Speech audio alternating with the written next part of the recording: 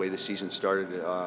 Obviously, as a new coach in the league, it definitely was a little eye-opening for me, and the start that we had, and now where we're at right now. I'm really proud of our team and how far we've come, but we still got a long road to hoe. What changed for you? What did you do to change the momentum? Was there any specific coaching changes you made, or strategic changes, or line changes? I think it was more of Pete and repeat, and just be diligent with our systems and how we need to play to be effective.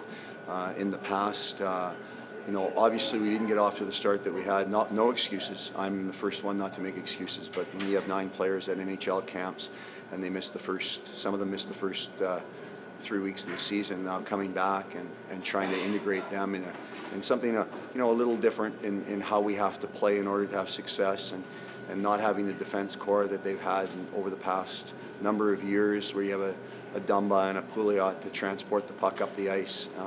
It was more by committee we're going to break out, and more by committee that we need to, everyone coming back to do the due diligence, to do the right thing. And I think with that, we started to see success, and success breeds success. And when you start feeling it and knowing that it works, then definitely we move forward from there.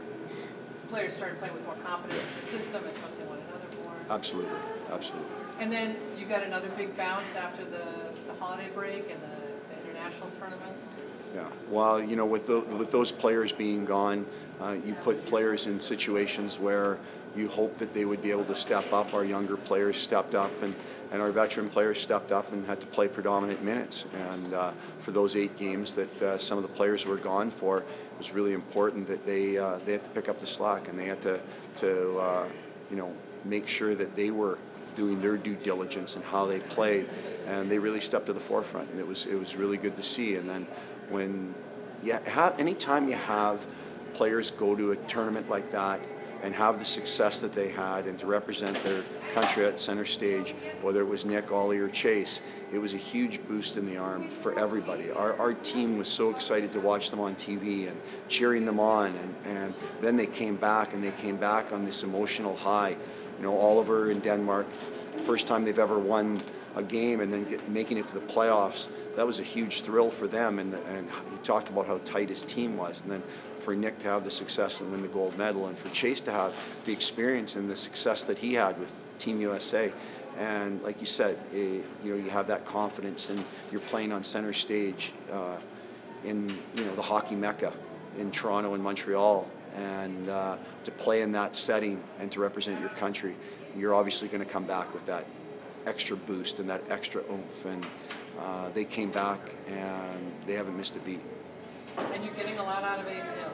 Did you see that coming? What has improved in his game this season? Well, I hadn't seen Aiden before, but come training camp, Aiden, I liked his size. I liked his movement. There were times where he was a little too busy in the net. He's learned to calm his game down.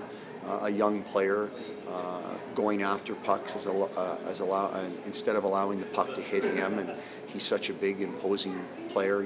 He's calm in the net, and when he's calm and he has that demeanor of calmness to him, our team feeds off that. Nothing seems to rattle him.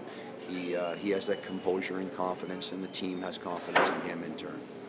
And now you've got Seattle on Friday? Yes. And the regular season's starting to draw to a close. Are you guys getting settled in when you're going to start the playoffs? It's still, everything's up for grab, and the way the season winds down for us, we're only playing within our division except for Prince George.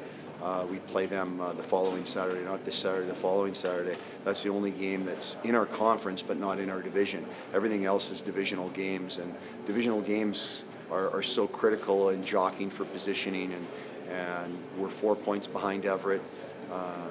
Seattle's nipping at our heels here. Obviously you want that home ice advantage, so it's really critical for us that we get our habits down and we're doing the right thing, shift in and shift out, and game in and game out. We can't put the cart before the horse. We've got to make sure that we're doing what we need to do in order to give us the best chance to succeed.